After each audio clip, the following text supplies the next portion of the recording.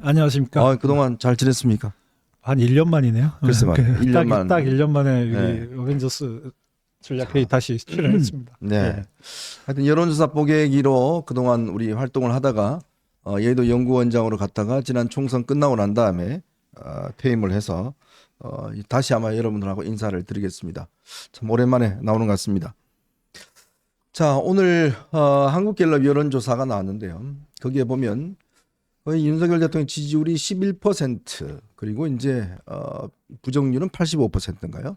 그렇게 나왔습니다. 저는 이걸 보면서 과연 이제 우리가 어떤 것을 지향하고 정치를 해야 될 것인지에 대한 좀 그런 생각이 듭니다. 좀 이따 저희가 자세하게 좀 분석을 하겠지만 11%를 바라보고 우리가 정치를 할 수는 없는 거 아니겠습니까? 우리가 바라보는 것은 저 85% 부정하는 사람들에 대해서 보고서 그들을 우리 편으로 끌어들이기 위한 그런 정치를 해야지만이 또 제대로 된 정치를 한다라고 이야기할 수 있겠죠. 그렇기 때문에 참 윤 대통령의 지지율 저것만 믿고 저것만 따라가려고 하는 사람들이 있습니다. 그러나 이제는 제가 거듭 말씀드렸지만 이제는 좀 우리가 손을 놓아야 될 그런 시기가 아닌가라는 그런 생각이 듭니다. 조금 이따 저희가 다시 이 이야기는 좀 집중적으로 해보도록 하겠습니다. 먼저 지금 많은 속보들이 많이 들어오고 있어서 그걸 몇 가지 좀 전해드리고자 합니다. 참 이거는 제가 전해드리고 싶지도 않는데 그래도 여러분이 좀 알고는 계셔야 될 것 같아서 이야기를 드리겠습니다. 김어준 털보가 오늘 국회 과기정통위에 출석을 했습니다. 아마 이번에 이제 체포 대상자로 이제 하면서 아마 최민희가 워낙 이제 이 정청래가 법사위에서 주도를 하니까 본인도 뭔가 한 건 만들어 보고자 아마 김어준을 출연시킨 것 같습니다. 근데 오늘 김어준이 참 그동안 우리가 김어준이라는 사람이 이 음모론자 믿거나 말거나 했는데 오늘 이상한 이야기를 하나 했어요. 그게 뭐냐면 자기가 제보를 받았다고 이야기를 했습니다. 우방국 대사관으로부터 제보를 받은 바 있다. 그 제보가 뭐냐면 내란 사태, 이 계엄 사태 당시에 군 암살조가 구성이 돼서 활동을 했다. 근데 그때 체포돼서 한동훈 대표가 체포돼서 가는 도중에 사살하라는 임무가 부여됐다. 이렇게 이야기를 하고 있습니다. 그리고 첫 번째 임무는 한동훈을 사살하라 이런 임무였고 두 번째 임무는 조국 양정철 김어준이 체포되어 호송되는 부대를 습격해서 구출하는 신용을 하고서 도주한다. 그리고 특정 장소에 북한 군복을 매립한다. 일정 시점 후에 군복을 발견하고 북한의 소행으로 발표한다. 이게 암살조의 임무였다. 참 이런 이야기를 했습니다. 참 무슨 만화 같은 이야기를 한 것 같은데 글쎄 오늘 김어준이 저 이야기를 공개한 이유가 있을까요? 그게 사실 김어준 씨에 대해서는 예전에 뉴스공장 네. 그걸 진행하면서 이제 일부 비판적인 쪽에서는 가짜 뉴스 공장장 아니냐 네. 그런 얘기도 있었고 그런데 실제로 하는 얘기들 중에서 근거가 미약한 얘기들을 통해서 이제 상당히 홍보전을 펼치는 그렇죠. 그런데 능숙하다 이런 얘기들을 많이 들어왔는데 오늘도 네. 보면은 체포조 사살조가 있었다라는 것도 아니고 그런 제보가 있었다. 네. 근데 사실은 잘 아시다시피 이 국회 상임위에서 발언을 할 때는 그에 따른 이제 책임이 상당히 위중하지 않습니까? 굉장히 위중한 자리인데 위중한 만큼 또 저기서 한마디 하는 게 상당히 크게 뉴스로 전파가 되고요. 그래서 이제 무게가 있는 자리인데도 불구하고 거기 와서 저렇게 누가 들어도 황당한 얘기를 하더라. 근데 지금 상황이니만큼 이거에 대해서 또 믿는 사람들이 늘어날 수밖에 없는 그런 분위기란 말이죠. 그래서 사실 평소 같으면 저런 얘기를 국회 와서 하지도 못했을 뿐더러 또 이제 저런 얘기를 하면 또 거짓말하냐 이런 비난이 있을 수도 있는데 저런 판을 깔아준 게 판을 깔아준 것 자체가 문제죠. 사실 그것도 문제예요. 그러니까 이 김어준이 그 어처구니 없이 뭐 김어준을 체포한다고 그랬다든지 아니면은 또 뭐 저런 얘기를 통해서 또 이상한 프로파간다를 한다든지 이런 판을 깔아준 그 상황 자체가 사실은 문제일 수가 네. 있다. 그런 생각이 듭니다. 우리 감독님이 점점 모자이크를 크게 했네요. 참 김어준이가 오늘 저렇게 오늘 이 시점에 이야기를 한 이유는 제가 볼 때는 아마 내일 탄핵소추안을 뭔가 좀 분위기를 고조시키고 그걸 좀 더 부추기기 위해서 뭐 작정하고 나온 것 같습니다. 본인도 이야기합니다. 이거 뭐 아무 근거가 없다라고 이야기를 해요. 항상 이런 식이죠. 항상 띄워놔놓고 나중에는 아무 근거가 없다. 이렇게 이제 빠져나가는데 이 국회는요.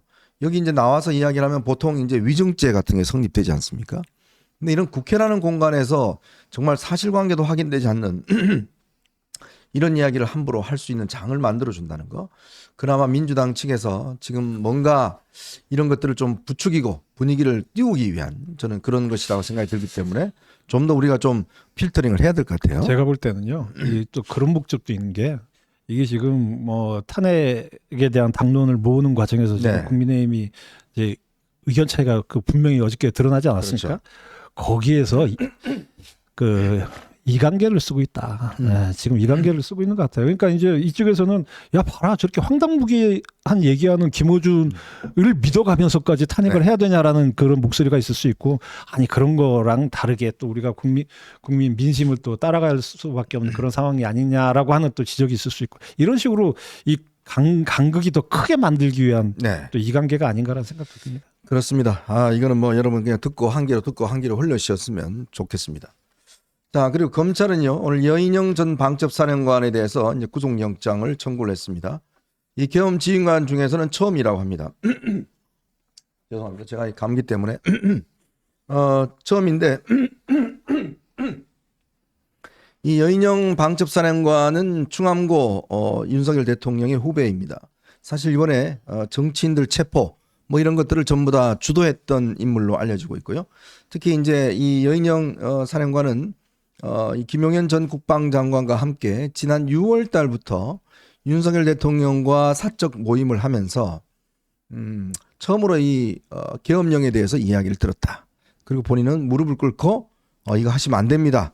라고 이야기를 했다라고 이야기를 하는데 그리고 그렇지만 뭐 글쎄요. 과연 얼마나 막았는지는 모르겠습니다만은 아마 그런 것들을 수사를 할 것 같습니다. 자, 그리고요.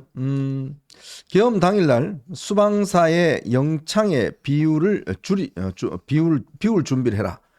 이런 지시가 내려졌다라고 지금 검찰에서 조사가 됐습니다.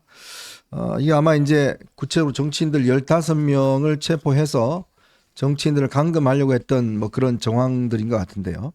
이런 것들이 아마 구체적인 진술이 좀 나오는 것 같습니다. 수방사에 거기에 이제 영창이 있다고 그럽니다. 여기 이제 미결수 수용실인데 여기에 이제 구금하려고 했던 막 그런 아마 정황들이 지금 나타나고 있는 게 아닌가 싶습니다.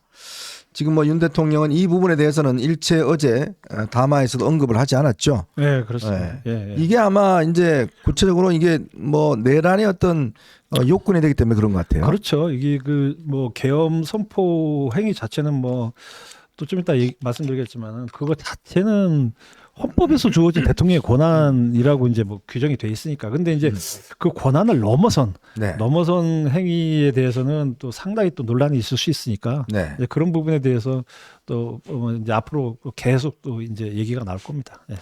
자, 그리고 경찰은요, 윤석열 대통령에 대한 긴급 체포 요거를 지금 굉장히 적극적으로 검토를 하고 있다라는 이야기 나오고 있습니다.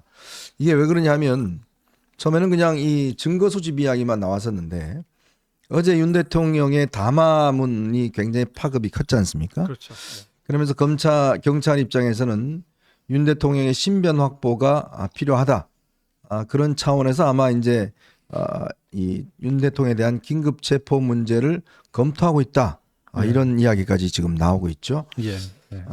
참 한치 앞을 예측하기 어려운 그런 상황인데 이게 국민들이 볼 때는 검찰, 경찰, 뭐 공수처, 뭐 이게 뭐 어디서 이게 이 수사의 주도권을 갖고 있는지 뭐 점점 좀 정리되는 과정에 있긴 하지만 그런 부분에 대해서도 상당히 좀 혼란스럽고 그래서 이게 그 탄핵 과정이나 뭐 여러 가지 과정에서 가져올 수 있는 그런 혼란을 막기 위해서 한동훈 대표는 이제 조기 퇴진 로드맵을 얘기를 했고 그와 따른 이제 그 국정 공백을 우려를 했었는데 그거 자체가 다 수포로 돌아갔기 때문에 그렇죠. 당분간은 이제 그런 혼란들은 또 감수해야 될 부분이 있지 않나 그런 생각이 듭니다. 윤 대통령이 지난 7일 날 대국민 담화를 통해서 국정에서 일단 2선 후퇴하겠다라는 입장을 밝혔었는데요. 근데 최근에 보면 적극적으로 지금 국정을 임하고 있습니다.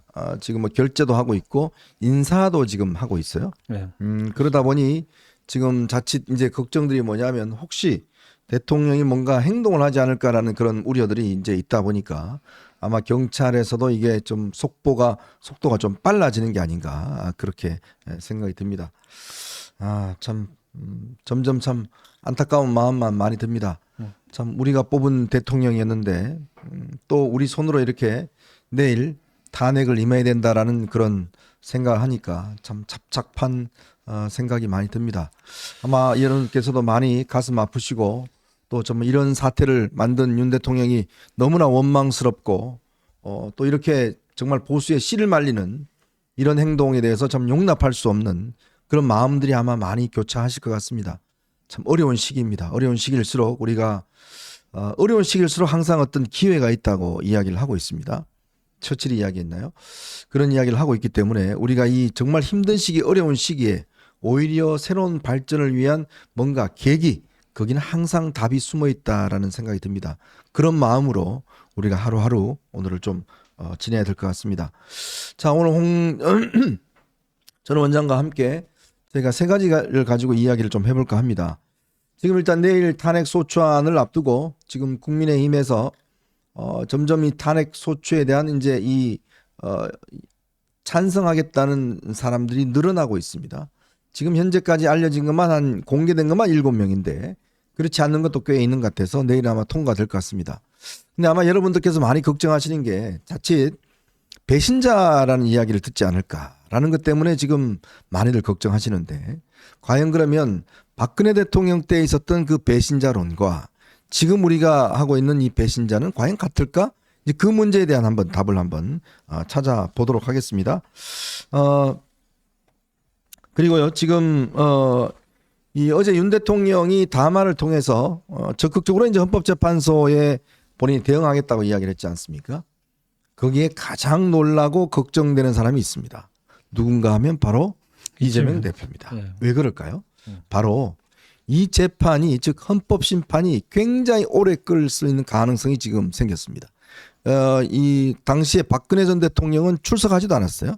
근데 윤 대통령이 직접 출석하겠다 그러고 내란죄에 대해서 다투겠다 그럽니다. 그러면 헌법재판소도 워낙 중요한 문제이기 때문에 충분히 그런 어떤 이 피청구인의 어떤 이 주장을 들어줘야 되거든요. 그러면 시간이 점점 오래 걸립니다. 이재명 대표가 재판을 끌듯이 마찬가지로 이 헌법심판도 끌게 돼 있습니다. 그러면 어떨까요? 바로 이재명 대표 선고 날짜가 다가오겠죠. 그 이야기와 함께 지금 야당이 지금 국무총리마저도 지금 탄핵하겠다고 저러고 있습니다. 근데 한편으로 이재명 대표는 국정을 안정시키겠다고 이야기를 하고 있어요. 정말 이중적입니다. 그 이야기도 함께 풀어보도록 하겠습니다. 자, 여러분 보시면서요. 구독과 좋아요 알림 꼭 부탁드리도록 하겠습니다. 저희는 첫 번째 이슈로 한번 넘어가 보겠습니다. 우선